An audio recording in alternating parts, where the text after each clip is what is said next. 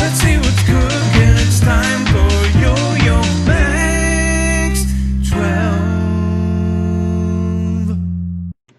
Hi everyone, today we're doing a vegetarian meatloaf, starting off with a medium-sized saucepan with 2 cups of water in it, adding a teaspoon of salt, bringing the salted water to a boil, and then adding a cup of uncooked lentils. This is kind of a mixture of lentils that I found at my local grocery store. Stir that up, bring it back up to a boil, lower the heat down, cover it, and simmer for 25 to 30 minutes until the lentils are cooked tender and most of the water has evaporated.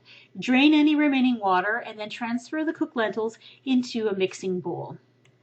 Let the lentils cool for about 10 or 15 minutes and then take a potato masher and partially mash the lentils.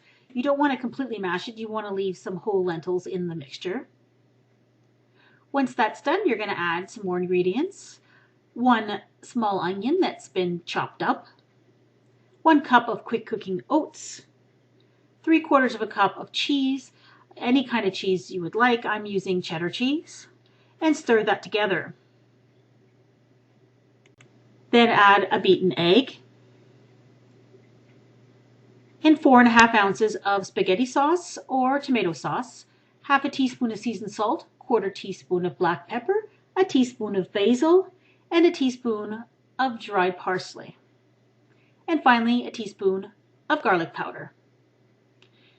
Combine that together until everything is mixed up well. Then spoon the mixture into a well-greased loaf pan. Press it down into the loaf pan and smooth off the top with a spoon. And then you're going to bake this at 350 degrees for 30 to 45 minutes until the top of the loaf is dry, firm, and golden brown. Let it cool in the pan for about 10 minutes.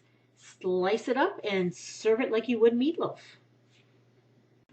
Okay, here are my impressions of this recipe, and this is coming from a non-vegetarian person. This is the first time I've ever used lentils this way. The only time I'd ever used lentils in cooking was to throw them into some soup that I had made. I was pleasantly surprised by this. The flavor is very good. There's lots of flavor. The texture is interesting, but it is not unpleasant, and it's actually quite similar to the texture you'd find in a meatloaf with ground beef in it. It's very moist, and it went well with the corn on the cob and the rice that I had made. Will I make this again for my family? Probably not.